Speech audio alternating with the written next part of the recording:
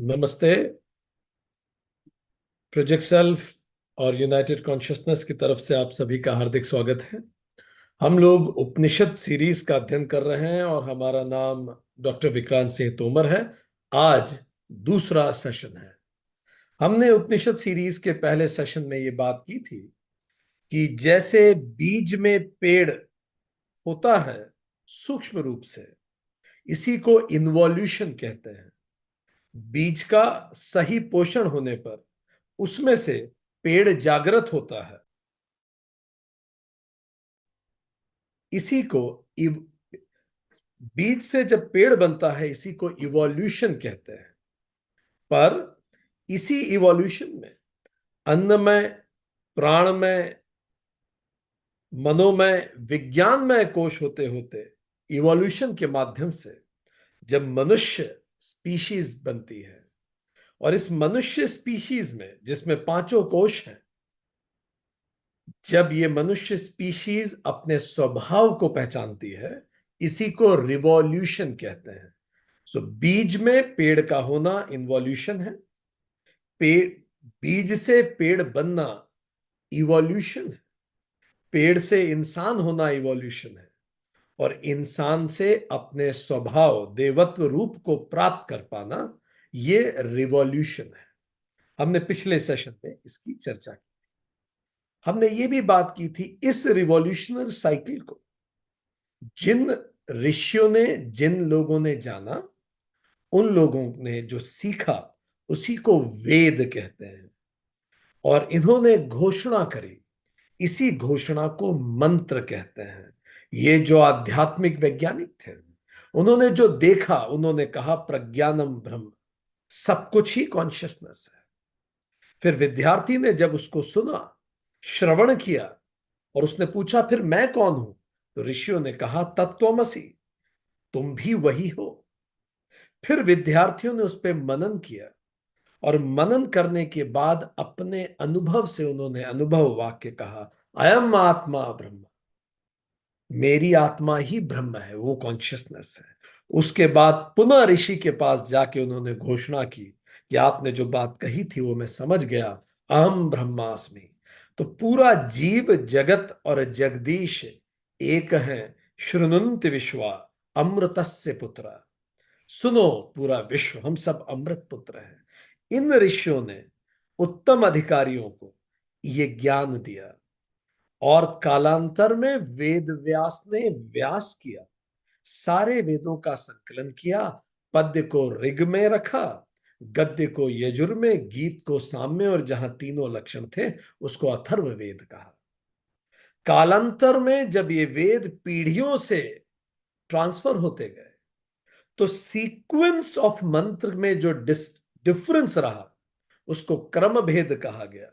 हर master अपने हिसाब से पढ़ाता है, सीक्वेंस बदल देता है। कई बार मंत्रों की एक्सप्लेनेशन और उनके एनालिसिस में भी अंतर हुआ, उसको पाठ भेद कहा। तो क्रम भेद और पाठ भेद हजारों सालों में बदलते रहे। इसी को वेद शाखाएं कही गई। 1180 करीब वेद शाखाएं। ये जो वेद हैं, इनमें मंत्रों के कलेक्शन को संहिता कहते हैं। वो मंत्र कैसे रिचुअल्स में यूज कर सकते हैं, उसको ब्राह्मण कहा गया। इन मंत्रों को कैसे मेडिटेशन के लिए उपयोग किया जा सकता है, इसको अरण्यक कहा गया। संहिता, ब्राह्मण और अरण्यक कर्मकांड के हिस्से हुए। और इन मंत्रों के पीछे छुपी हुई उनकी शक्तियां और उनकी डीपेस्ट फिलॉसफी, इसको उपनिषद कहा गया। उपनिषद चूंकि वेदों के अंत में आए, इसीलिए उन्हें वेदांत भी कहा गया। इसका अर्थ वेदों का अंतिम हिस्सा या फिर वेदों का सार भी है। ऋग्वेद से जुड़े हुए 10 उपनिषद, यजुर्वेद से 51, साम से 16 और अथर्ववेद से जुड़े हुए 31 उपनिषद, ऐसे 108 प्रचलित उपनिषद हैं। और वेद व्यास ने घोषणा की, सारे वेदों के संकलन के बाद, सारे शास्त्रों के संकलन के बाद, धर्मो रक्षति रक्षतः, आप धर्म की रक्षा करें, धर्म आपकी रक्षा करेगा। दूसरी घोषणा उन्होंने की, श्रूयताम धर्म सर्वस्वम, श्रोता एतत् अवधार्यताम, आत्मन प्रतिकूलानि परेशान। जो व्यवहार आपको खुद के प्रति ठीक नहीं लगता वो आप दूसरों के साथ न करें। सत्यम, तीसरी बात, सत्यम वद धर्मम चर। सही बोलिए और धर्म के रास्ते पे चलिए। आज हम इस बात से आगे पढ़ना शुरू करेंगे। इस पिछले सेशन में जो चीजें हमने बात की थी, आज उससे आगे शुरुआत करते हैं। चलिए, तो इस शुरुआत के से पहले अभी हम एक रिसर्च पढ़ रहे थे और उस रिसर्च हमें बड़ी रोचक लगी। आज हम उपनिषद में और गहरे उतरना शुरू करेंगे, पर इससे पहले हम उपनिषद में गहरे उतरे। अपने जीवन को एक रेखा मानिए और उस रेखा में एक तरफ 0 रखिए, दूसरी तरफ 10 रखिए। ठीक, यहां 0 का तात्पर्य होगा वर्स्ट पॉसिबल लाइफ, 10 का तात्पर्य होगा बेस्ट पॉसिबल लाइफ, और 5 का मतलब होगा एवरेज लाइफ। अब इंट्यूटिवली आंखें बंद की और खुद को इस स्केल पे कहीं लेके आइए। 0 वर्स्ट पॉसिबल लाइफ आप जी रहे हैं अभी, 10 बेस्ट पॉसिबल, इससे अच्छा कुछ हो ही नहीं सकता, 5 थोड़ा ऐसा थोड़ा वैसा। बहुत रियलिस्टिक दार्शनिक उत्तर नहीं चाहिए हमें इसका।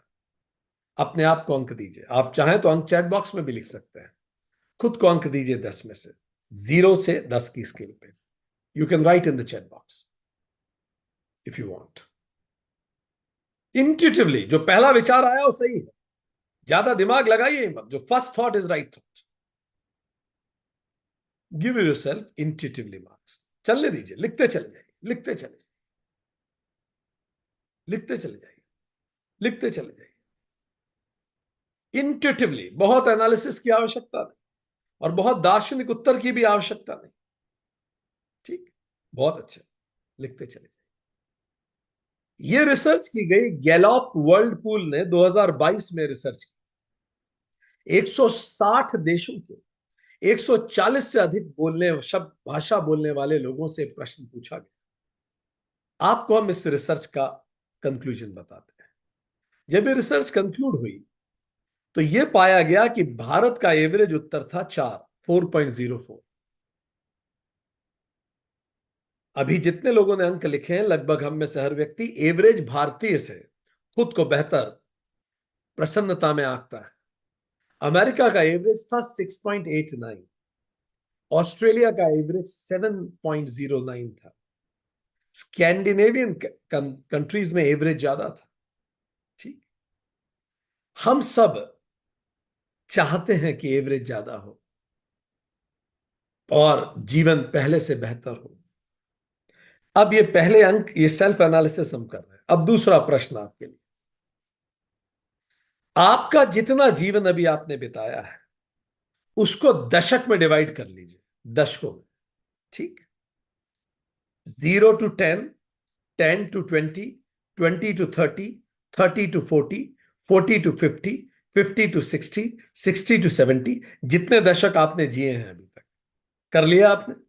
लिख लीजिए कहीं भी अगर आपके पास कागज पेन है तो। 0 से 10, 10 से 20, 20 से 30, 30 से 40, 40 से 50, 50 से 60, 60 से 70, 70 से 80, जितने दशक आपने जिए हैं। ठीक, अब आपको यह करना है, आपको हम दे रहे हैं 30 सेकंड का समय।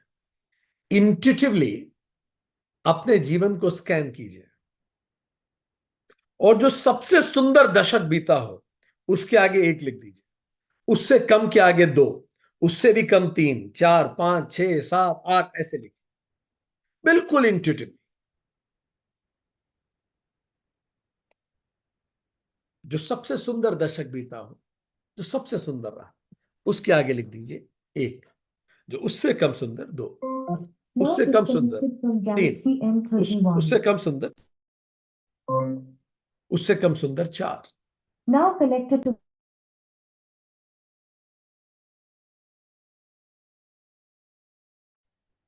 एलेक्सा भी बीच बीच में बोलने लगती है। उससे कम सुंदर 5, 6, जैसा भी हो, इंट्यूटिवली। कोई घटनाएं भी याद ना भी आ रही हो तो भी फील पे जाइए, सबसे अच्छा किस दशक में महसूस हुआ, उसको 1 दे दीजिए, उससे कम, उससे कम, उससे कम, अंक देते जाइए। और यहां चैट बॉक्स में लिख दीजिए अपने दशकों के बारे में। कैसे लिखेंगे? एक, जो भी दशक है, जैसा भी आपका दशक रहा। अब चैट बॉक्स में जल्दी से लिखिए आपकी लाइफ का सबसे सुंदर दशक कौन सा रहा, उसको लिख दीजिए चैट बॉक्स में। Most beautiful decade of your life. ठीक है, ठीक है, ठीक है। पांचवा दशक, ओके, मतलब 40 से 50 वाला। 10 से 10, 10 से 20, 20 से 30, 40, हाँ बिल्कुल ठीक है।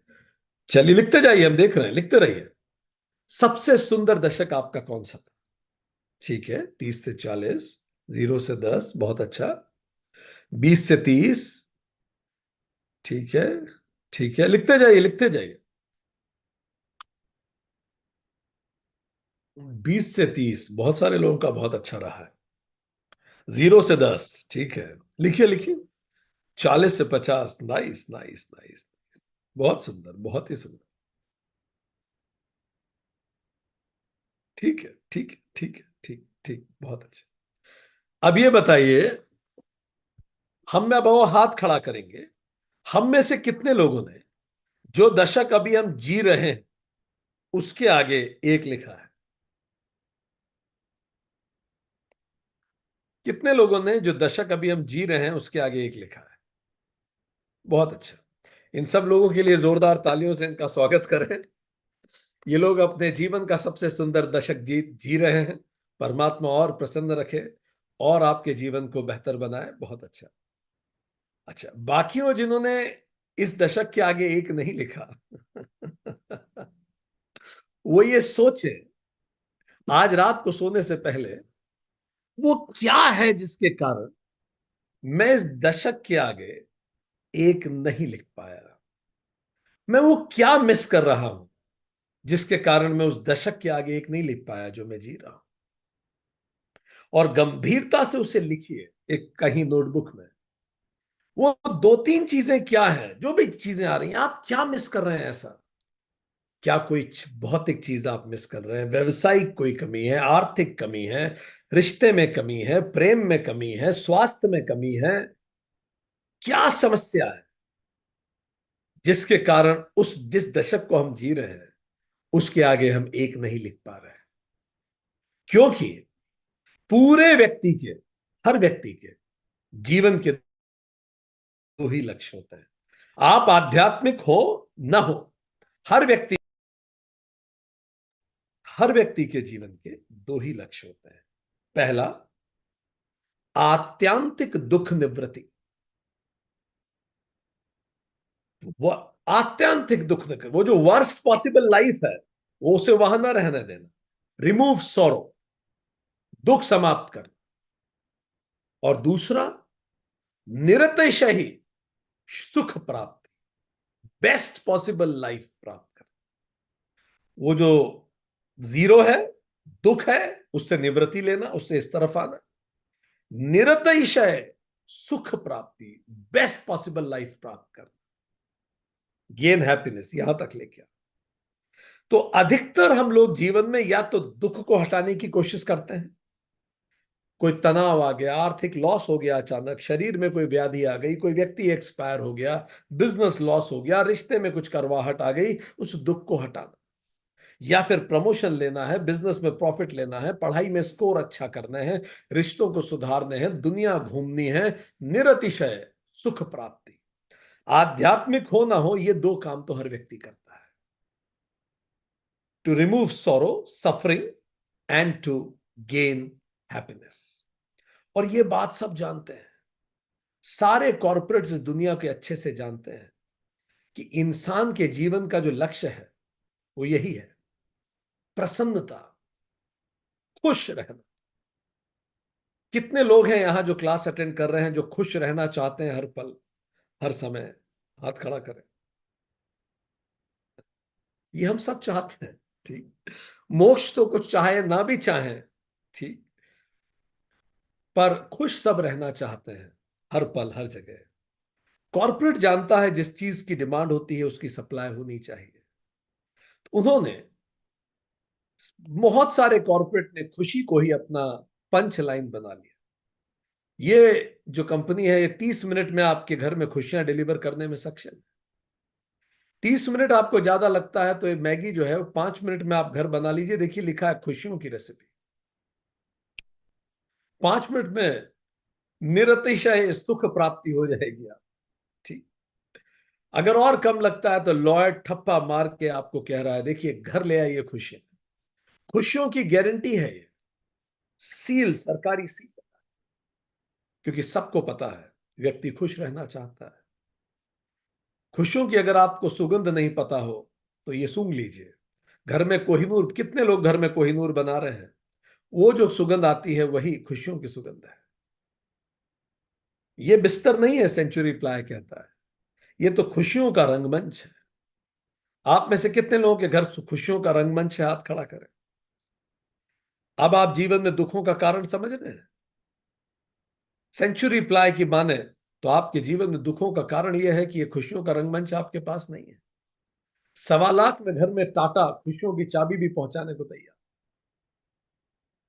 ये ज्यादा लगता है तो LIC है ना, डबल कर देगी आपकी हैप्पीनेस, जितनी भी अभी आपके पास है। और अगर ऑलरेडी बहुत ज्यादा है, आपसे समा नहीं रही है, तो अब सुमित बैंक के पास चले जाइए, खुशियों का ट्रांसफर कर दें। हर व्यक्ति खुशियों की बात कर रहा है। 51% सेल पे उपलब्ध है खुशियां। जाइए मार्केट से खरीद लीजिए, अभी तो क्रिसमस का सीजन है। ज्यादा निगोशिएशन के भारतीय आदि हैं तो 75% सेल पे भी खुशियां उपलब्ध है। कमी कहीं नहीं है। अगर आप ये जानना चाहें तो खुशियों का फॉर्मूला भी है, जो BMW बताती है कि अगर आपको एक दिन के लिए खुश रहना है तो पी लीजिए, साल भर के लिए खुश रहना है तो शादी कर लीजिए, और जीवन भर के लिए खुश रहना है तो BMW ही चलानी पड़ेगी और कोई रास्ता नहीं। पर हर व्यक्ति, भारत एक मध्यम वर्ग भारत में बहुत बड़ा है, हर व्यक्ति BMW ना खरीद सके तो 10 रुपए में भी खुशियां खोली जा सकती है। आप में से कुछ लोग खुशियों की वेबसाइट भी जानने में इच्छुक होंगे। foundhappiness@marriage.shadi.com, ये वेबसाइट भी है खुशियों की। लोग यहीं रुके नहीं, हर कश के साथ डबल हैप्पीनेस, इस सिगरेट का नाम, निर्वाण तक बेच दिया मार्केट में लाके। इस वोडका का नाम ही एब्सोल्यूट निर्वाण है। कई लोग हर शाम को निर्वाण और मोक्ष को इसी के माध्यम से प्राप्त होते हैं, और सुबह जगत प्रपंच को लौट आते हैं। चूंकि ये जो क्लास है, जो आप क्लास अटेंड कर रहे हैं, ये प्रवीण क्लास है, एलिजिबल क्लास है। आप सब जानते हैं कि इन सब चीजों से खुशियां आती नहीं है। पर जरा कल्पना कीजिए, एक छोटा सा बच्चा जब 2 साल की उम्र से रोज 100 बार सुनता है कि इन्हीं चीजों से खुशियां आती, रोज टीवी पे देखता है, रोज इंटरनेट पे देखता है, मोबाइल पे देखता है, तो क्या होता है? धीरे धीरे उसे विश्वास हो जाता है, एक झूठ को अगर 100 बार बोला जाए तो ये विश्वास हो जाता है कि खुशियां यहीं से आती। और अगर आत्यंतिक दुख निवृत्ति करनी है, दुख को समाप्त करना है, तो इन चीजों को रिसॉर्ट कीजिए। या निरतिशय सुख प्राप्ति करनी है तो इन चीजों के पास जाइए, यही रास्ता है। और क्या करेंगे यार? और जिन लोगों को फिर यह प्राप्त हो जाता है और तब भी खुशी नहीं मिलती, तो वो कंफ्यूज हो जाते हैं। कुछ समय पहले इस कंपनी में बहुत मार पिटाई हुई। बैंक ऑफ इंडिया के इन मैनेजर ने वर्क प्रेशर में आके सुसाइड कर लिया। इनके पास नौकरी थी, इनके पास वो सब कुछ था। एनरॉन के वाइस चेयरमैन ने सुसाइड कर लिया। इनके पास वो सब कुछ था जो अभी आपने देखा। जिया खान, ये उनका सुसाइड लेटर है जो बहुत कुछ हमें सिखाता है।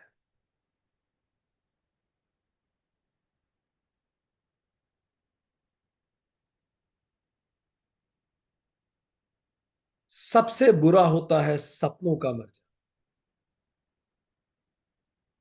कुछ है जो ये सारे दृश्य हमें याद दिलाने का प्रयास कर रहे हैं। ये जर्मन विंग्स के पायलट हैं एंड्रीज। इन्होंने पूरा भरा हुआ जहाज क्रैश करा दिया, जर्मन विंग्स का, क्योंकि वो डिप्रेशन, एग्रेशन जैसी मानसिक व्याधियों से गुजर रहे थे, पायलट स्वयं, और उन्होंने पूरा प्लेन क्रैश करा दिया। हम गुंडों से डरे हुए हैं, इसलिए मर रहे हैं।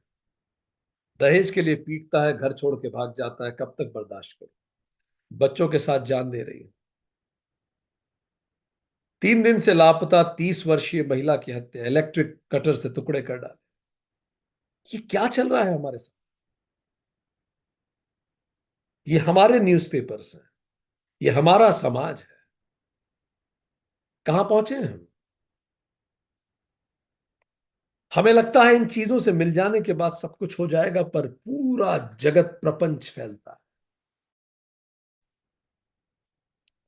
बात केवल बच्चे के पैदा होने पे खत्म नहीं होती। बच्चे का पैदा होना, पहला तनाव, बच्चा पैदा हो तो फिर उसकी हेल्थ अच्छी रहे, वो एजुकेशन हो, कल्चर्ड हो, उसकी ग्रोथ अच्छी हो, फिर उसका करियर हो, उसकी शादी सही जगह हो, फिर वो सेटल हो, फिर इन लॉज आउटलॉज, उससे भी फिर बच्चे की स्कूल, उसकी एजुकेशन, उसका बोर्ड, उसका मीडियम, उसका city, coaching, syllabus, books, note, सब कुछ।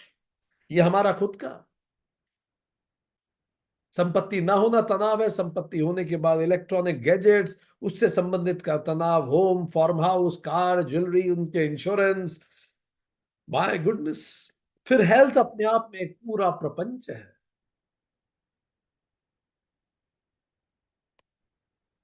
हर चीज अपने आप में बहुत सारी चीजों से मिलके बनती है, और ये सब चीजें हमारे जीवन को कंज्यूम कर लेती हैं। और फाइनली, एक मकड़ी की तरह हम उसी जाल में फंस जाते हैं जो हमने बुना होता है। और ये जो जाल है जो हमने ही बुना है, जिसमें हम फंस गए, ये पूरी दुनिया में है। ये वर्ल्ड हेल्थ ऑर्गेनाइजेशन की आज की वेबसाइट। हर 8 में से एक व्यक्ति मेंटल डिसऑर्डर से गुजर रहा है इस दुनिया में। हर 8 में से एक। 1 अरब जनसंख्या आज जब हम आपसे बात कर रहे हैं, मेंटल डिसऑर्डर से गुजर रही है, सेज हो World Health Organization. Initial estimates COVID के बाद दिखाते हैं 26 से 28% एंजाइटी बढ़ी है लोगों में। 26% ग्रोथ, आप कल्पना कर सकते हैं? एंजाइटी की ग्रोथ 26%, और वर्ल्ड इकोनॉमी 2% से ग्रो कर रही है। और मेंटल प्रॉब्लम्स इतनी तेजी से ग्रो कर रही है। यह दुनिया का प्रेजेंट है। और दुनिया का फ्यूचर कहां जाने वाला है? तो रिसेंटली हार्वर्ड मेडिकल स्कूल ने एक रिसर्च की। हार्वर्ड मेडिकल स्कूल, ये उनकी वेबसाइट है आज की, अभी की। Half of the world's population will experience mental health disorders. आधी दुनिया मेंटल हेल्थ डिसऑर्डर को एक्सपीरियंस करने वाली है। Half of the world. This is the future.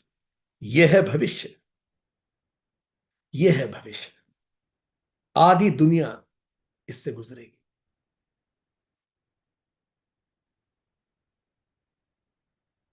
कोई घर, कोई परिवार, कोई रिश्ता, कोई कम्युनिटी इससे अछूती नहीं रहने वाली। ये केवल समय का खेल है। इसीलिए उपनिषदों ने कहा 2 तरह की खुशियां होती हैं। ऐसा प्लेनेट जो आधी आबादी मेंटल डिसऑर्डर की तरफ जा रही है, वहां उपनिषद ने कहा 2 तरह की खुशियां होती। एक को नाम दिया विषयानंद, दूसरे को नाम दिया आत्मानंद। विषयानंद मतलब happiness we experience when we interact with sense objects. वो विषय से जुड़ा हुआ आनंद को कहा उपनिषदों ने विषयानंद।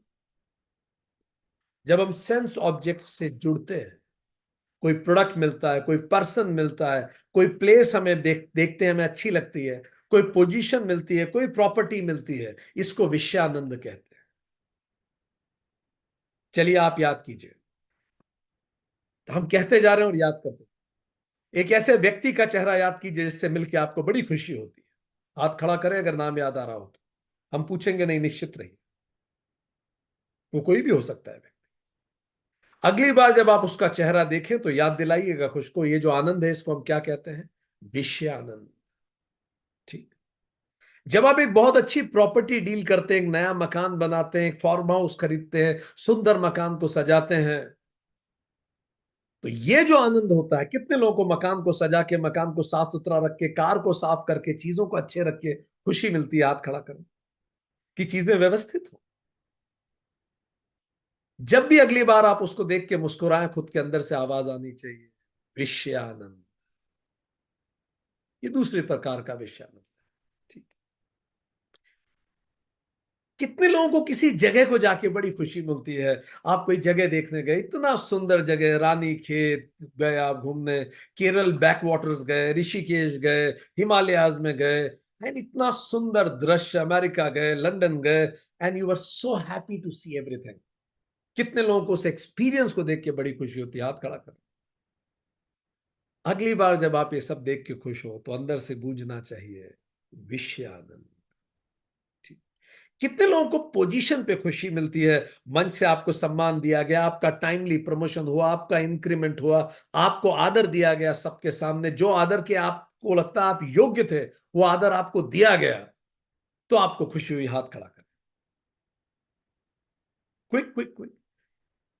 पोजीशन से जो आनंद मिलता है, अगली बार जब कोई आपको आदर दे, जो आदर आपको लगता है आप डिजर्व करते हैं, तो अंदर से आवाज गूंजनी चाहिए, विषय आनंद। उपनिषदों ने कहा यह विषय आनंद है। ठीक। और दूसरा आनंद है आत्मा। Happiness we experience within, जो अंदर महसूस होता है, उसको कहा गया आत्मा। फिर उपनिषदों ने कहा ये जो विषय आनंद है, इसकी चार कैरेक्टरिस्टिक्स है। ठीक। अब याद कीजिए सारे विषय आनंद जो आए थे, कोई जगह देख के, कोई अनुभव, कोई व्यक्ति, कोई प्रॉपर्टी, कोई पोजीशन, कोई पर्सन, जब भी किसी भी कारण से, पर्सन, पोजीशन, प्लेस, प्रोडक्ट, कोई नया आईफोन खरीदा, आईफोन 14, 13, 15, कौन सा चल रहा है आजकल? इज इट 15, 16, कौन सा है? ठीक। तो जो भी लेटेस्ट। सो पहला, कुछ कमियां हैं विषयानंद की। पहली कमी है आगंतुका। उपनिषद कहते हैं ये आगंतुक है। It comes when we connect with the sense object, और जो जाते हैं तो फिर से हम दुखी हो जाते हैं। जिस व्यक्ति के होने से प्रसन्नता होती है, उसके जाने से आंखें तो भरी आएंगी ना, भले कुछ पल के लिए जाने के से या जीवन से जाने से। इट डिपेंड्स ऑन इट, और इसीलिए आप उसको कस के पकड़ के रखो। तो विषयानंद आगंतुक होता है, इसीलिए असुरक्षित कर देता। Can you relate with what I am saying?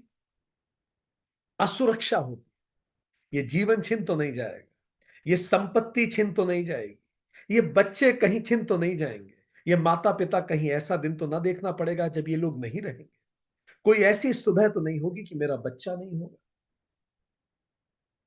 स्वास्थ्य मेरा छिन तो नहीं जाए। आगंतुक है, डिपेंडेंट है। दूसरा, अनित्य है ये, क्योंकि ये तो छिनना ही है। हम आंख बंद करके बैठे रहे, object will parish, people will parish. और अगर ऑब्जेक्ट और पीपल वैसे के वैसे रहते हैं, still my liking will parish.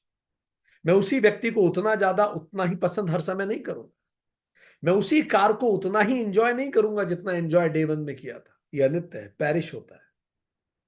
तीसरा, दुख मिश्रिता, मिक्स्ड विथ सैरो होता है। इसमें सुख भी होता है और दुख भी होता है। ऐसी कोई चीज नहीं होती विषयानंद में जो केवल सुख दे, दुख भी आता है। अंतिम चौथा, चिंता। शास्त्रों में एक श्लोक आता है बड़ा सुंदर, चिताया चिंतयायाश्च बिंदु मात्रम विशिष्यते, चिता दहति निर्जीवम चिंता दहति जीवितम। चिता और चिंता में एक बिंदु का अंतर है। चिता निर्जीव को जलाती है और चिंता जीते जी इंसान को जला देती है। तो ये चार इनकी कमियां हैं विषयानंद की। तो उपनिषद क्या कहते हैं? छांदोग्य उपनिषद 5.19.24, मानव जीवन का चरम लक्ष्य आत्मानंद का अन्वेषण है। आत्मानंद की तरफ बढ़ना ही उद्देश्य है। खुशी, to be happy, eternally, all the times blissful. बहिर्यज्ञ की अपेक्षा अंतर यज्ञ अधिक महत्वपूर्ण है, उपनिषद घोषणा करते हैं। तो आत्मानंद के लक्षण क्या है? पहला, स्वयंभू होता है, सेल्फ स्टीयर्ड हैप्पीनेस होती है, किसी पर निर्भर नहीं करती। कुछ हो तो भी व्यक्ति खुश होता है, कुछ ना हो तो भी खुश होता है। वो होता है आत्मानंद। कुछ पाने और कुछ खोने से उसकी खुशी पर फर्क नहीं पड़ता। कौशिता की उपनिषद 2.5 कहते हैं, मनोयज्ञ के समक्ष कर्म कांड का कोई महत्व नहीं, अंतर्दृष्टि ही यथार्थ दृष्टि है। अंदर से खुशी होना है। दूसरा फीचर क्या है आत्मानंद का? नित्य होता है। अभी जब किसी पर निर्भर ही नहीं करता तो छीनेगा कैसे? तो यह हमेशा रहेगा, ये नित्य है। इसीलिए आत्मानंद व्यक्ति मोक्ष को प्राप्त करता है। उपनिषद कहते हैं आनंद ही मोक्ष है, मुक्ति ही आनंद है। तो जिसको कहते हैं मोक्ष प्राप्त कर लेने का मतलब क्या? हर पल हर क्षण आनंदित रहना, जीवन मुक्ति। तीसरा, अमृतम होते हैं ये। आत्मानंद अमृतम। ये प्रसन्नता कभी खत्म नहीं होती, हमेशा रहती है, शरीर या शरीर के विहीन भी। क्योंकि मरने के बाद भी जीवात्मा तो उन परेशानियों से जूझती ही रहती है, पर आत्मानंद व्यक्ति जो होता है वो मर जीते जी भी प्रसन्न रहता है, मरने के बाद भी प्रसन्न रहता है। छांदोग्य उपनिषद कहते हैं, तरति शोकम आत्मवित। आत्मज्ञानी समस्त शोक से परे हो जाता है। और चौथा आत्मानंद का फीचर क्या है? ये चिंतन से आता है। उधर विषयानंद चिता, चिंता, ये चिंतन से आता है। मनुष्य की चरम आकांक्षा क्या है? आनंद ही तो है। हम क्यों हर व्यक्ति आनंदित होना चाहता है? क्योंकि समझिए, आनंद हमारा मूल स्वरूप है और हर चीज मूल स्वरूप में लौटना चाहती है। ये नेचर है, लॉ ऑफ नेचर। हर चीज would like to go back to its original form. And what is our original form? Bliss, peace, eternity. इसीलिए स्वरूप ही अपने पूर्ण विकास में आनंद में परिणित हो जाता है। तो हम आनंद हैं, इसीलिए हम आनंद चाहते हैं, क्योंकि हम रियलाइज नहीं कर पा रहे हैं कि वी आर एटर्नली ब्लिसफुल। आत्मा ही आनंद है। सो आध्यात्मिक दृष्टि से जो आत्मा है, जिसको आप आत्मा कहते हैं, अगर कोई व्यक्ति नहीं मानता धर्म को, उपनिषद को, वेद को, तो छोड़िए उस बात, आत्मा की बात मत कीजिए उससे। आध्यात्मिक दृष्टि से जो आत्मा है, अनुभूति की दृष्टि से वही आनंद है। बस वो एक ही बात। आत्मा ही आनंद है, आनंद ही आत्मा है और आनंद ही मोक्ष है। सत चित आनंद, ये हमारा मूल स्वरूप है। हमेशा एटर्नली प्रसन्न रहना, वीक ना फील करना, कमजोर ना फील करना, यही आनंद उपनिषद की विषय वस्तु है। तो हमने जाना उपनिषद की विषय वस्तु क्या है? आनंद। ये आनंद है उपनिषद की विषय वस्तु। आज के सेशन में हम उपनिषद की विषय वस्तु, उपनिषद का अर्थ, उनका रचना का समय, उनकी संख्या, उनके अध्ययन का तरीका, उपनिषद की पश्चिम की यात्रा और उपनिषदों का सारांश, ये सब पढ़ने का प्रयास करेंगे। आज उपनिषद शुरू नहीं करेंगे, बेसिक भूमिका तैयार कर लेंगे। तो यह आनंद ही उपनिषद की विषय वस्तु। अगर किसी ने उपनिषद जान लिया तो इमीडिएट रिजल्ट उसे क्या मिलेगा? परमानंद, आत्मानंद। जैसे बर्तन में पानी आप भरें और सूरज प्रकाशित होता है, पर अगर बर्तन में जो पानी है उसमें मिट्टी है, कचरा है, मल है तो पानी रिफ्लेक्ट पे सूरज रिफ्लेक्ट नहीं होगा कचरे वाले पानी में, तो मल निवृत्ति करते हैं उपनिषद, कचरा हटा देते हैं। जल हमारा मन है, हमारा अस्तित्व है। जब सूरज हमारा स्वरूप है, स्वरूप जब अस्तित्व पे प्रकाशित होता है और उसमें बहुत ज्यादा कचरा है, उसमें बहुत ज्यादा कचरा है, तो सूरज प्रकाशित नहीं होगा। तो पहला काम उपनिषद क्या करेंगे? मल निवृत्ति, कचरा हटा देंगे मन से सारा।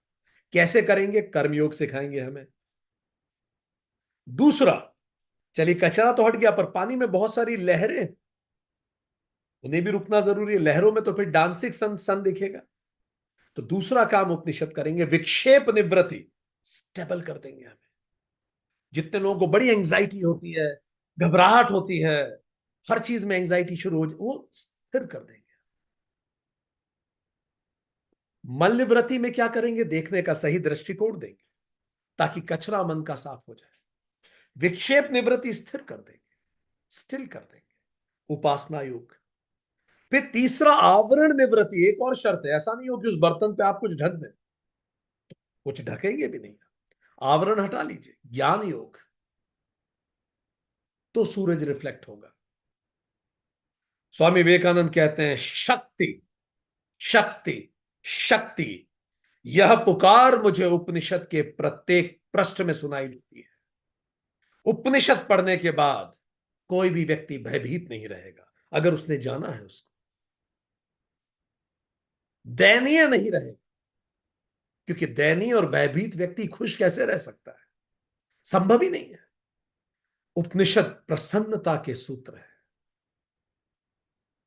और जिस तरह से ये बनाए गए हैं, स्वामी विवेकानंद कहते हैं, जो प्रभाव भारत का साहित्य मानव जाति पर पैदा करता है, उसे व्यक्त करने के लिए अगर कोई एक शब्द है अंग्रेजी भाषा का, तो क्या है? लिखिए चैट बॉक्स में, क्या लगता है? बोलिए। एक शब्द में भारत के सारे उपनिषदों का क्या प्रभाव पड़ता है व्यक्ति पर? बताइए, क्या बोला होगा स्वामी जी ने? Guess, one word only.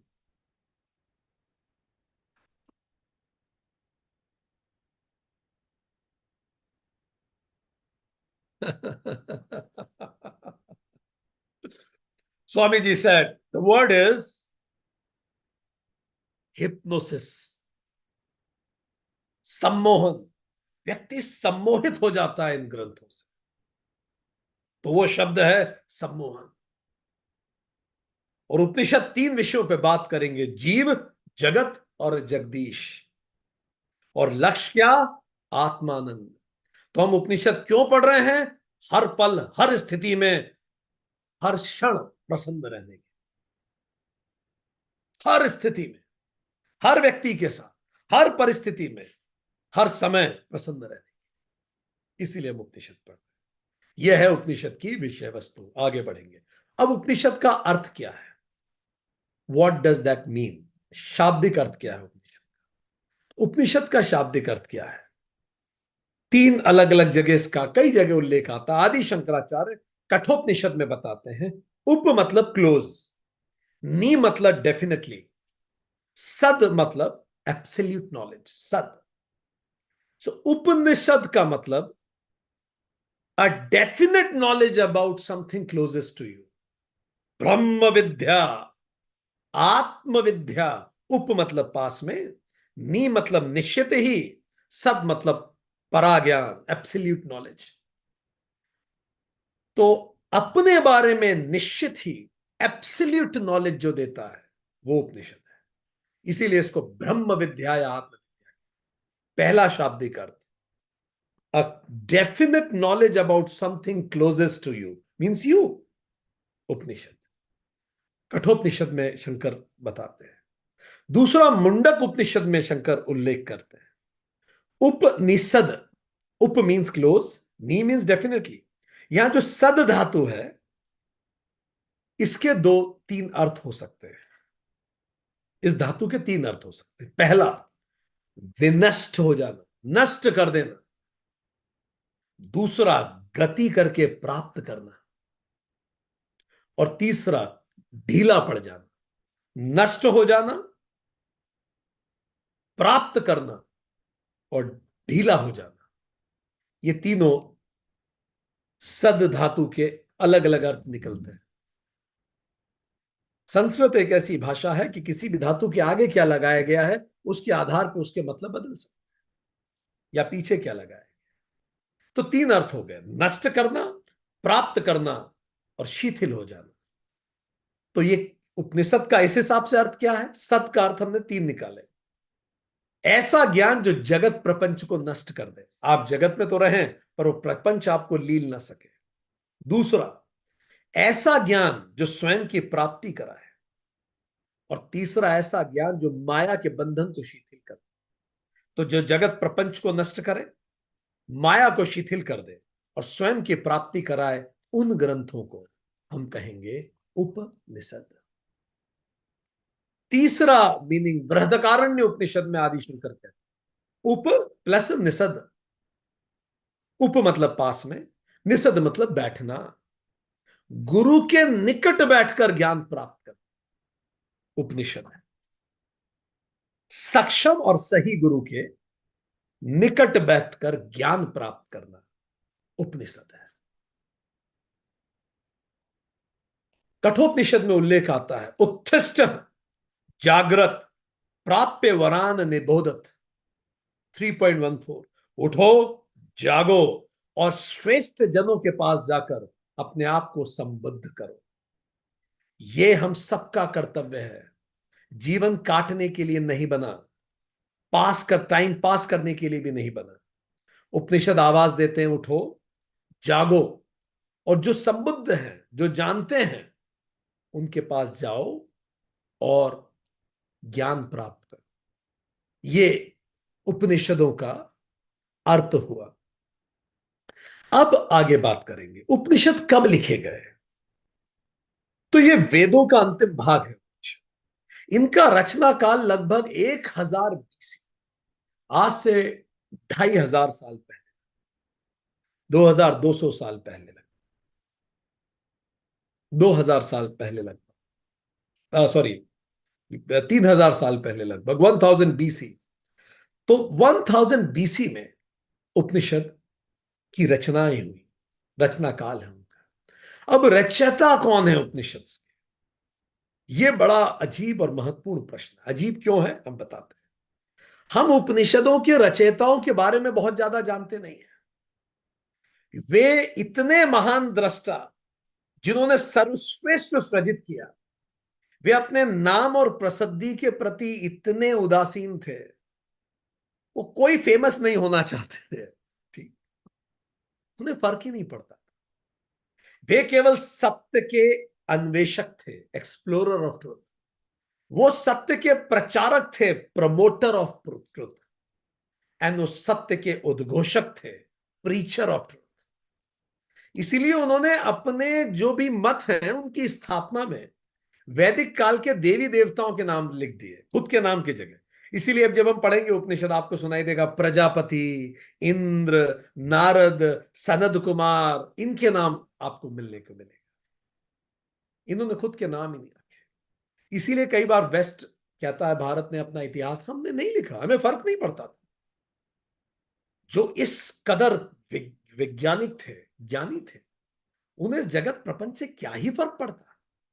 हालांकि बाद में उसका नुकसान भी हुआ, क्योंकि हमें इस बात पे विश्वास दिला दिया गया कि हमारे यहां कुछ अच्छा नहीं था। जो कुछ बेहतर है वो तो उन्हीं से अनुकंपा से मिला है, वेस्ट की। ये तो एक कारण था। दूसरा कारण यह भी था कि वे अकर्म के भाव के प्रतिनिधि थे। गीता में हमने अकर्म पढ़ा है। वे जानते थे कि इस दिव्य ज्ञान का कि वो केवल माध्यम है। तो उन्होंने ये नहीं कहा ये मेरे विचार है, उन्होंने कहा वो तो आ रहा है, मेरे माध्यम से पहुंच रहा है। ज्ञान अपौरुषेय है, वो तो जो सृष्टि से सीखा वो बता दिया, ये मेरा थोड़ी है, इदम न मम। इसीलिए जब भी इतिहास उन महानतम मनीषियों का नाम खंगालने का प्रयत्न करेगा जिन्होंने इस धरती का एवर ग्रेटेस्ट फिलॉसफी दी है, तो बड़ी मुश्किल से बहुत कुछ नाम निकल के आ पाएंगे। तो जब हम उपनिषद पढ़ेंगे तो कुछ नाम जो आपको उन ऋषियों के शायद सुनने को मिल जाएं, महिदास, सत्यकाम, श्वेतकेतु, ऐत्रेय, जबाल, भारद्वाज, रैक्य, जैबली, गार्ग्य, शांडिल्य, उद्दालक, बालकी, अजात शत्रु का भी नाम मिल सकता है, वरुण, याग्लव्य, गार्गी, मैत्रेयी, अंगिरस, पिपलादा, ऐसे कुछ नाम जरूर मिल पाएंगे, पर बहुत ज्यादा नाम की अपेक्षा हम नहीं रख सकते। उसका हमने कारण बताया। अब उपनिषदों की संख्या कितनी है? तो उपनिषद वाक्य महाकोश के अनुसार 223 उपनिषदों का उल्लेख है। वेदों की प्रत्येक शाखा हमने बताई थी 1000 से ऊपर शाखा के अपने अपने विशिष्ट उपनिषद भी थे। तो मुक्ति उपनिषद बताता है 108 प्रमुख रूप से उपनिषद सामने आते हैं, जिनके नाम सामने आते हैं। इन 108 उपनिषद को भी अलग अलग तरह से अलग अलग जगह डिवाइड किया गया, ताकि उनको अलग अलग फंक्शनल डिवीजन किए गए उनके। लेट्स सी इनके फंक्शनल डिवीजन कैसे हुए and how does it appear to us at this given moment. तो थोड़ा सा हम इस बात को समझते हैं। तो हमने जाना उपनिषदों का विषय अपना मल निवृत्ति और विक्षेप निवृत्ति और आवरण निवृत्ति है। यह मैं विषयानंद से आत्मानंद की ओर ले जाता। ठीक, जो कर्म, उपासना, ज्ञान, योग तीनों की बात करते हैं। अब ये जो उपनिषद हैं, हमने ये भी जाना इनके तीन अर्थ हो गए। बृहदारण्य उपनिषद ने बताया कि गुरु के पास बैठ। मुंडक उपनिषद ने बताया इस प्रपंच, माया और इन सब से दूर होना, ऐसा ज्ञान जो इनसे दूर ले जाए। और कठोपनिषद ने बताया कि it's an absolute knowledge about ourself. हमने ये जाना अच्छे से। अब ये जो उपनिषद है, ये इन्हीं तीनों महावाक्यों को समझाने के लिए बनाए गए। प्रज्ञानम ब्रह्म, चेतना ही ब्रह्म है, पिछले सेशन में बात की थी। तत्त्वमसि तू वही है। अयम आत्मा ब्रह्म, ये आत्मा ही ब्रह्म है। अहम ब्रह्मास्मि, मैं ही ब्रह्म।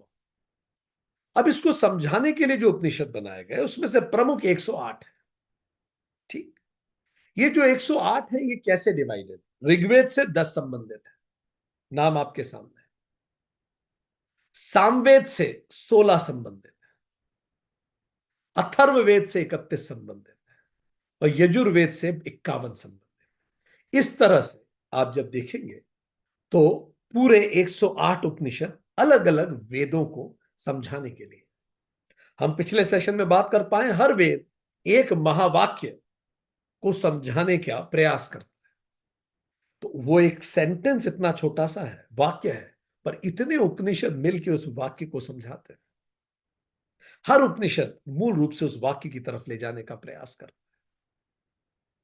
है। अब ये जो उपनिषद है, इनमें से 12 उपनिषदों 108 में से प्रमुख उपनिषद माना जाता है ऋग्वेद का ऐत्रेय उपनिषद। ये देखिए, हमने बताया बहुत सारे हैं, पर अब इनमें से प्रमुख, क्योंकि इतने तो हम नहीं पढ़ सकते, इनमें से 12 को प्रमुख माना जाता है। ऋग्वेद का ऐत्रेय उपनिषद, सामवेद का छांदोग्य और केन उपनिषद। शायद उन्हें पता था कि कलयुग में आने वाले समय और लोगों के पास समय कम होगा, तो न्यूनतम इतना तो पढ़ ही ले। अथर्ववेद में 4 उपनिषद जुड़े हुए, कैवल्य, प्रश्नो, मुंडक और मांडुक्य उपनिषद। देखिए, हमने लिस्ट कितनी छोटी कर दी चारों उपनिषद की।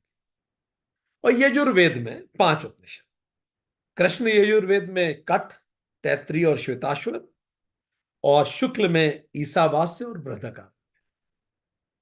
पर इसमें भी 2 उपनिषद ऐसे हैं जिसपे इनमें से 10 पे आदि शंकराचार्य ने टीकाएं की। आदि शंकराचार्य की टीकाएं इनमें से 10 पे उपलब्ध है। आदि शंकराचार्य ने शायद और स्पष्ट किया कि कम से कम इतना तो पढ़ ले। कैवल्य उपनिषद पे उनकी टीका उपलब्ध नहीं है और श्वेताश्वर उपनिषद पे नहीं है। तो हम इन 12 में से कैवल्य और श्वेताश्वर उपनिषद को छोड़ के बाकियों पर आदि शंकराचार्य की टीकाएं पढ़ने का प्रयत्न करेंगे, क्योंकि आदि शंकर ने कहा कि यदि व्यक्ति को आत्मानंद की तरफ जाना है तो यही प्रस्थानत्रय है। भगवत गीता के 18 अध्याय पढ़ लो, हम पढ़ाए हैं, ठीक है। फिर उपनिषद पढ़ लीजिए, 12 महत्वपूर्ण उपनिषद, पर उसमें से हम 10 पढ़ेंगे क्योंकि आदि शंकर की कमेंट्री 10 पे उपलब्ध है। ठीक। और फिर ब्रह्म सूत्र, जिसके 4 अध्याय हैं। तो गीता के 700 या 701 श्लोक, इन 12 उपनिषदों के टोटल जोड़ लो तो 1015 श्लोक, 1815 श्लोक, और ब्रह्म सूत्र के 555 श्लोक। कई लोग हमें कह रहे थे इसके तुरंत बाद ब्रह्म सूत्र ले लें, अब शायद वो समझ पा रहे होंगे हम क्यों नहीं ले रहे हैं। ठीक।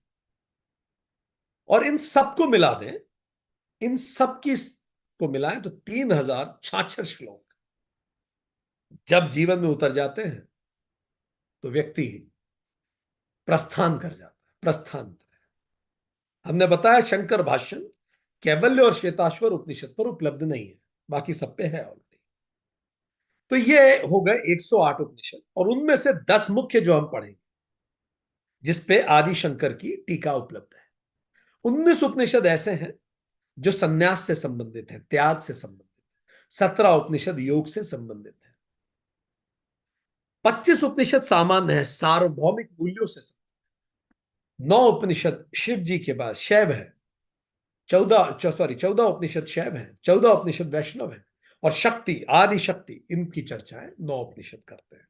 तो ऐसे अलग अलग डिवीजन उपनिषद के हम कर सकते हैं।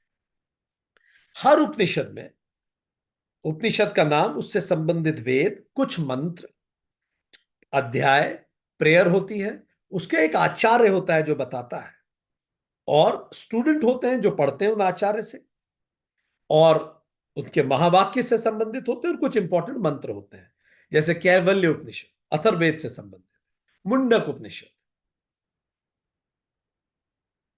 मुंडक संहितोपनिषद, प्रसन्नोपनिषद, प्रश्नोपनिषद, कठोपनिषद, तैत्रीय उपनिषद, ईशावास्य उपनिषद, वृहदकारण्य उपनिषद, छांदोग्य उपनिषद, केन उपनिषद, ऐत्रेय उपनिषद, श्वेताश्वार उपनिषद।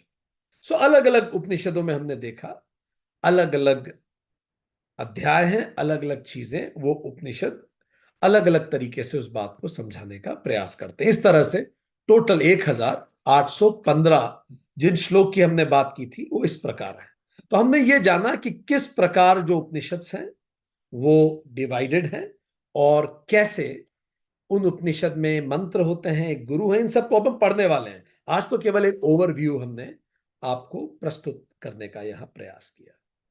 अब एक और खास बात, इससे पहले कि हम इनकी सिंसियर स्टडीज में जाएं, उपनिषद को पढ़ने का एक विशिष्ट तरीका भी है। ठीक। इनके अध्ययन का एक तरीका है।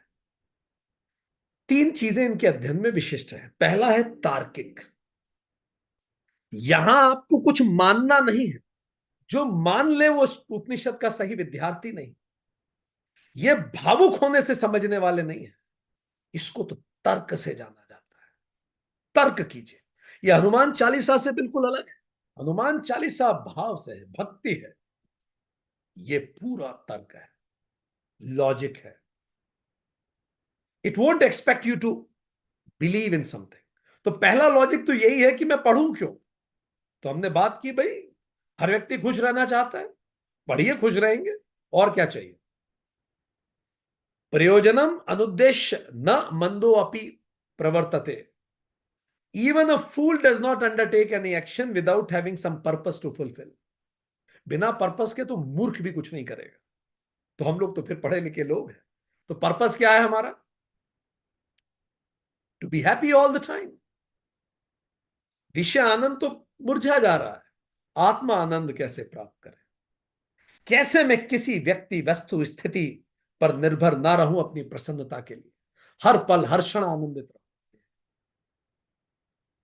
और उपनिषद, आदिशंकर खुद कहते हैं, जब आप पढ़ें तो ध्यान रखें, युक्ति युक्तम वचो ग्राहम बालादपि शुकादपि। वर्ड्स जो लॉजिकल हैं, युक्ति युक्तम है, वो शब्द जो युक्ति युक्तम है उन्हें ग्रहण कीजिए। भले वो एक बच्चा, बाला बच्चा बोले या तोता ही बोल रहा। अगर बच्चा या तोता कोई लॉजिकल बात बोल रहा है, सीना चौड़ा कीजिए और उसको स्वीकार कीजिए, if it is logically correct. अयुक्तमपि न ग्राह्यम साक्षादपि बृहस्पते। और यदि कोई अयुक्त बात कर रहा हो, इलॉजिकल बात कर रहा हो, तर्क सम्यक बात न करता हो, तो स्वयं देवताओं के गुरु बृहस्पति भी आके कह दें तो रद्द कर दीजिए। सोच सकते हैं आप? इसीलिए उपनिषदों का इतना सम्मान है। ये खुद कहते हैं रद्द कर दो अगर कुछ ठीक ना लगता। यही सनातन का सबसे महान बातों में से एक है। ये ओपन है आर्ग्यूमेंट, ये ओपन है डिस्कशन के लिए, ये ओपन है लॉजिक के लिए, ये ओपन है टीकाओं के लिए, ये ओपन है क्रिटिसिज्म के लिए, ये ओपन है हर तरह के संवाद के लिए। और बड़ी बात यह है, हर बार संवाद के बाद और निखर के ऊपर, क्योंकि हर पीढ़ी, हर जनरेशन ने, हर समय ने इसको फिर से ठोका है, जलाया है अपने तर्क, पर यह हर बार और उभर के निकला है। यूं ही थोड़ी इतने हजार साल चल रही है। निडर होके सोचिए, जो शास्त्र लिखे ही हमें निर्भय बना, अभय बनाने के लिए हैं, वो क्या डरेंगे क्रिटिसिज्म से? वो क्या डरेंगे आर्ग्यूमेंट से? उपनिषदों को गाली देने से उपनिषद गंदे नहीं होते, गाली देने वाले की मानसिक स्थिति का पता लगता है। जैसे आसमान पे थूकने से आसमान गंदा नहीं होता। दूसरा तरीका गुरु शिष्य संवाद है। ये डिस्कशन के फॉर्मेट में। आज आप कॉर्पोरेट में चले जाइए, they say that it should be discussion.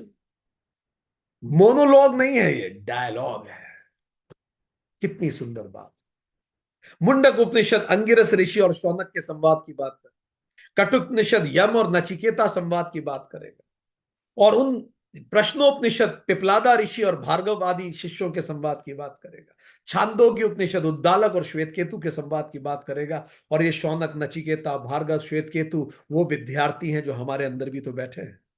हमारे प्रश्न ये पूछ लेंगे उन ऋषियों से जो ऋषि कालातीत हो गए। तो दूसरी बात, ये डायलॉग है, ये दूसरी लिबर्टी है। चलिए सत्य हो और मोनोलॉग हो, बड़ा मुश्किल हो जाए, पर ये सत्य भी है और ये डायलॉग भी है। आप प्रश्न पूछ सकते हैं, आप क्रिटिसाइज कर सकते हैं, आप कंडेम कर सकते हैं, बट डू इट लॉजिकली। यहां ये नियम यहां भी लागू होगा, ठीक? बायस होके नहीं करना, लॉजिकली करना, तर्क सम्यक।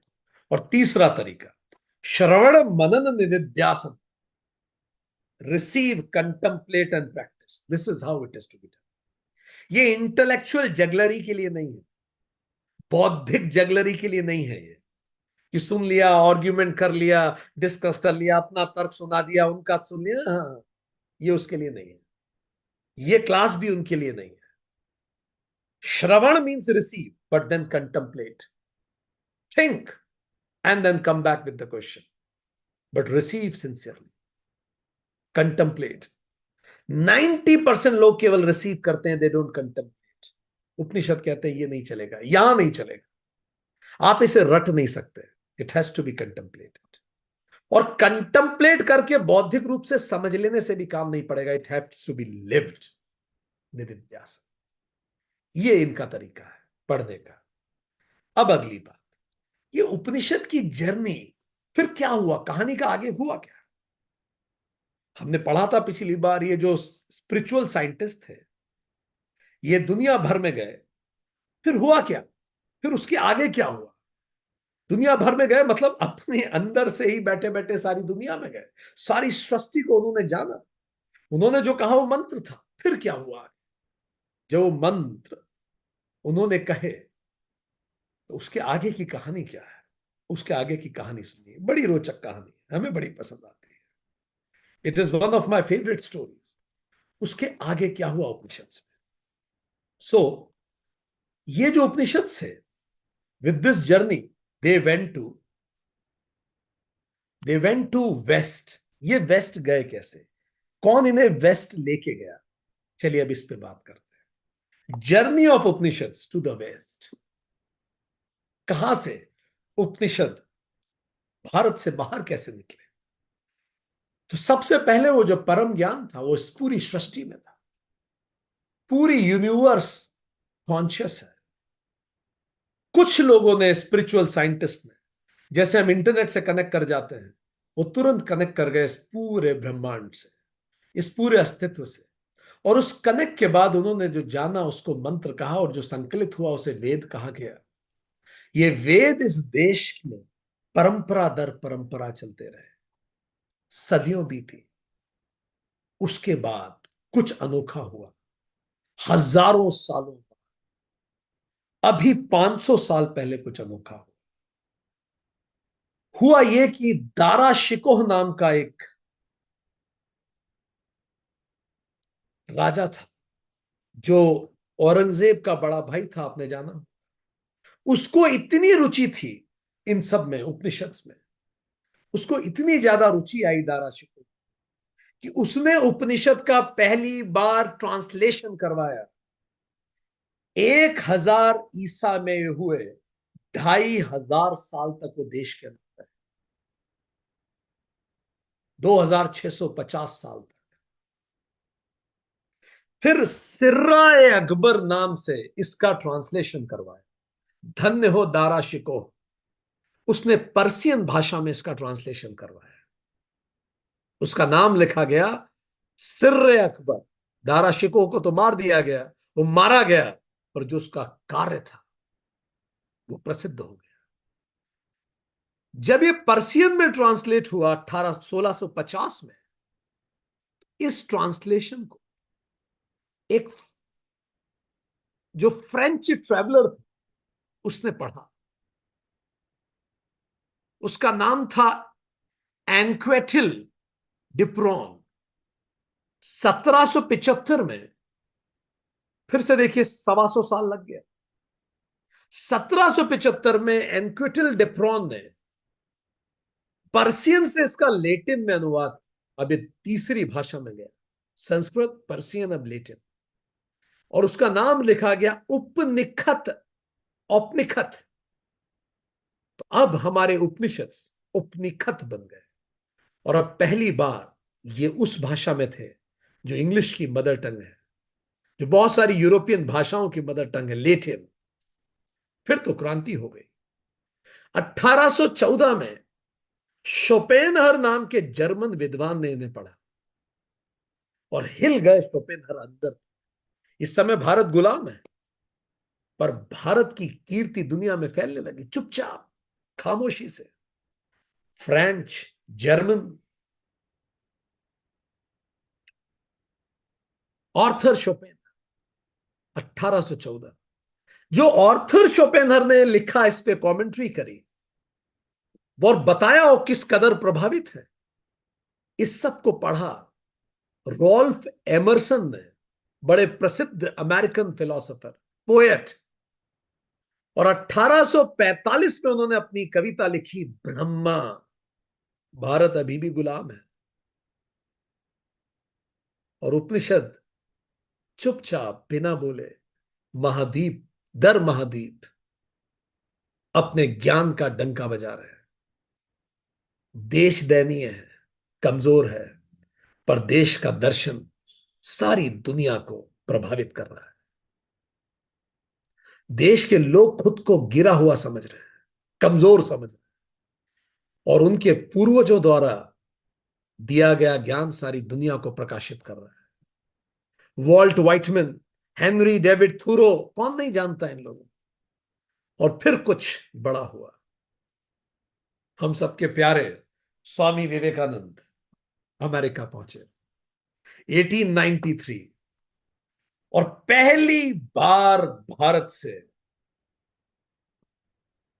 पुस्तक नहीं, मैसेज नहीं, स्वयं मास्टर पहुंचा। एंड फिर तो हिल गया, पूरा यूनाइटेड स्टेट्स ऑफ अमेरिका हिल गया, जो दुनिया के उस समय उभरते हुए सबसे ताकतवर देशों में से। स्वामी विवेकानंद अमेरिका के नेशनल हीरो बन गए। एक एक शब्द जो उन्होंने कहा वो उपनिषद था, एक एक शब्द उनका उपनिषद था। स्वामी विवेकानंद कई मायनों में, उन्होंने यह भी बताया, उपनिषद फिलॉसफी ही नहीं है, विज्ञान भी है। तो अभी तक जो थे वो ट्रैवलर थे, फिलोसोफर थे, पोएट थे, राइटर थे, पर जिस कदर वैज्ञानिक दृष्टिकोण स्वामी जी का था, जरा उनके बाद के नाम तो पढ़िए। Erwin Schrodinger, Nobel prize winner 1956, Upanishad से एक्सपोज्ड हुए। Father of quantum physics Niels Bohr, Nikola Tesla, जो भी साइंस पढ़े हुए हैं वो जानते हैं ये साइंस के आराध्य के लोग हैं। They are lords of science. Heisenberg uncertainty principle यहीं से तो निकला है, उपनिषद से, उपनिषद से। तो न केवल विचारक, लेखक, वैज्ञानिक, पूरा वेस्ट सराबोर हो गया उपनिषद से, उपनिषद से। और ये सब कुछ चुपचाप, इतनी चुपचाप कि भारत में उन महान ऋषियों के वंशज अभी भी सो रहे थे, उन्हें तो पता ही नहीं था। एक विद्वान से पूछा जब किसी भारत के एक संत से कि आप यहां आप क्या पढ़ाने आए हैं, तो संत ने कहा आप सब कुछ तो लूट के ले गए भारत से, पर जो सबसे कीमती चीज थी वो तो आप छोड़ ही गए। मैं वो चीज भी आपको देने आया हूं, भारतीय ज्ञान, भारतीय ज्ञान परंपरा। हमने कहा शोपेनहर। जब शोपेनहर, जर्मन विद्वान शोपेनहर ने उपनिषद पढ़े, देखिए उन्होंने क्या कहा, सब हक्के बक्के रह गए। पढ़िए इसको। In the whole world there is no study so beneficial, so elevating as of the Upanishad. पूरी सृष्टि में इससे बेहतर कुछ नहीं लिखा गया। सोच सकते हैं आप गुलाम देश के ग्रंथ के बारे में। It has been solace of my life, अब तो मेरे मन का चैन है उपनिषद। और उन्होंने कहा it will be solace of my death, और जब मैं आखिरी सांस लूंगा तो मेरी मृत्यु का भी, मृत्यु के पल भी मुझे जो शांत रखेगा वो उपनिषद है। Arthur Schopenhauer. पढ़िए क्या लिखा है उन्होंने। The Upanishads are the productions of the highest human wisdom. ये जिन लोगों की बात कर रहे हैं दोस्तों हम, ये ऑर्डिनरी लोग नहीं हैं, ये वो लोग हैं जिन्होंने वेस्ट को विचार दिए। देखिए उनको विचार कहां से मिले। Upanishads are the production of highest human wisdom. I consider them almost superhuman in conception. ये सुपर ह्यूमन थे जिन्होंने ये सोचा है, वो ह्यूमन नहीं हो सकते। 2000 ईसा पूर्व में भारत के मनीषी ऐसा सोच पाते, वो अवेंजर रहे होंगे। इसीलिए उन ऋषियों ने कहा पौरुषे रहे हो। The study of Upanishad has been the source of great inspiration and means to comfort my soul, Schopenhauer. उन्होंने क्या कहा सुनिए। ये वो तब कह रहे हैं जब भारत में उनके वंशज सो रहे हैं, दयनीय समझ रहे हैं, खुद को कमजोर समझते हैं। वो कहते हैं he called the opening up of Sanskrit literature is the greatest gift of our century. 20वीं शताब्दी की सबसे बड़ी गिफ्ट थी संस्कृत को हम पढ़ पाए। सोच सकते हैं आप। और भारत में उन ऋषियों के वंशज अभी भी संस्कृत को फालतू की भाषा, कौन पढ़े, बच्चा इंग्लिश बोल ले बहुत अच्छा है, इंग्लिश मेरा बच्चा बहुत अच्छा बोलता है। ठीक है, अभी भी उनके वंशज। शोपेनहर लिख रहे हैं इससे बड़ी गिफ्ट 20वीं शताब्दी में कुछ नहीं हो सकती कि संस्कृत लिटरेचर को हम डिकोड कर पा रहे हैं। और जिनको स्कूल में पढ़ाई जाती हो ध्यान नहीं देते। अब सुनिए अगली बात, सबसे इंपॉर्टेंट है, जो अब होने वाला है। उन्होंने बताया जहां भविष्य है। He predicted that the philosophy and the knowledge of Upanishads would become the cherished faith of the West. बस समय का देर है, पूरा वेस्ट सनातन फेथ को फॉलो करेगा। Says who? Schopenhauer. Cherished faith बनेगा ये वेस्ट, क्योंकि अच्छा हम आज देखते हैं वेस्ट में बहुत तेजी से अथीस्ट की संख्या बढ़ रही है। लोग ने चर्च जाना कम कर दिया है। लगभग 50% आबादी कई देशों की अथीस्ट हो गई, वो चर्च नहीं जाते। इसका क्या मतलब है? उन्होंने भगवान को नकार दिया है? नहीं नहीं नहीं, उन्होंने एक तर्क को नकारा है। जो उनको तार्किक नहीं लग रहा, ये सब तैयार हैं उपनिषद सीखने के लिए, क्योंकि उपनिषद तार्किक है। Most noticeable in case of Schopenhauer's work, तत्वमसी वो बार बार कोट करते रहे उनकी पुस्तक the world as will and representation. हिल गए शोपेन, ऐसा वैसा थोड़ा ही असर था उन पे। इनको कौन नहीं जानता, इन पे तो बड़ी भारी मूवी बन गई है, आप सब तो जानते हैं। Father of atom bomb, Oppenheimer, who doesn't know him. See वो क्या कहते हैं जब इन्होंने पढ़े भारतीय शास्त्र, हिल गए। Access to Vedas is the greatest privilege of this century and may claim over previous century. हमारी सेंचुरी का सबसे बड़ा प्रिविलेज है, हम वेद पढ़ सकते हैं, और उन ऋषियों के वंशज वेद नहीं पढ़ते, है ना मजेदार। जिसने एटम बॉम्ब बना दिया वो कह रहा है इससे बड़ी चीज कुछ नहीं। देखिए आगे क्या कहते हैं। In the Buddhist and the Hindu thought, a more considerable center place is given to atomic physics. जो हिंदू थॉट पे एटॉमिक फिजिक्स की डिस्कवरी को केंद्रीय स्थान दिया गया है, सोच सकते हैं आप। The general notions about human understanding which are illustrated by the discoveries of atomic physics is not merely the nature of things wholly unfamiliar. ऐसा नहीं है कि एटॉमिक फिजिक्स बिल्कुल नया आया है, अनफेमिलियर रहा है, या फिर होली अनहर्ड ऑफ और न्यू, या बिल्कुल ही नया है। उन्होंने कहा है कि हिंदू फेथ में सेंट्रल प्लेस में है ये। बुद्धिज्म हिंदुइज्म से ही प्रभावित होकर आगे बढ़ा। What we shall find in modern physics is an exemplification, an encouragement, a refinement of the old wisdom. हम बस उसको रिफाइन कर रहे हैं जो ऑलरेडी उपनिषद में लिखा हुआ है। आप कल्पना कर सकते हैं, जिसने एटम बॉम्ब बनाया वो कह रहा है ये नया नहीं है, क्या बात कर रहे हो। और भारतीय लोगों को कई जगह, कुछ भारतीयों को शर्म आती है। आगे पढ़िए क्या लिखते हैं। आई एम कोटिंग हिम, हम ढूंढ ढूंढ के उनके कोट इसीलिए लाए। वो लिखते हैं the most dazzling contribution of the mystical experience given by us, given to us by Bhagavad Gita, scientific western civilisation most terrifying scientific achievement Bhagavad Gita से ही आते हैं। Bhagavad Gita is the most beautiful philosophical song. इससे सुंदर फिलोसॉफिकल सॉन्ग मैंने जिंदगी में नहीं पढ़ा। इनको देखिए ये क्या कहते हैं, इनको कौन नहीं जानता। Father of quantum physics, atomic structure हम सबको समझाने वाले नील बोर, क्वांटम थ्योरी देने वाले। ये तो हमेशा से कहते थे जब दुनिया को क्वांटम फिजिक्स में कंफ्यूजन होता है और वो मेरे पास आती है तो मैं उपनिषद के पास जाता हूं प्रश्न पूछने के लिए। कहां क्वांटम फिजिक्स और कहां नोबेल लॉरिएट्स।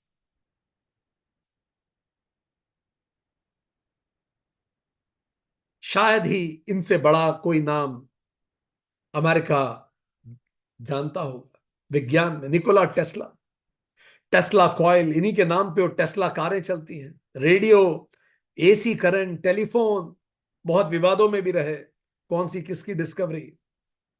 पर एक चीज जो उन्होंने निर्विवाद कही निकोला टेस्ला ने, one of the greatest scientist ever lived on planet, क्या कहते हैं पढ़िए। All perceptible matter comes from a primary substance. ये उपनिषद पढ़ने के बाद उन्होंने कहा है। और tenuity beyond conception, filling all space, the akasha, or aluminiferous ether, which is acted upon by the life-giving prana or creative force, calling into existence, is a never-ending cycle, all things of and phenomena. एक चक्र है जो हमेशा चलता रहता है। सब चीजें पुनः निर्मित होती हैं और खत्म होती हैं। उन्होंने कहा कि ये सब कुछ आकाश से फिल्ड है, प्राण है वो जो लाइफ गिविंग है। Carl Sagan astrophysicist, you all know him. वो क्या कहते हैं जरा देखिए, such a beautiful thing he has to से।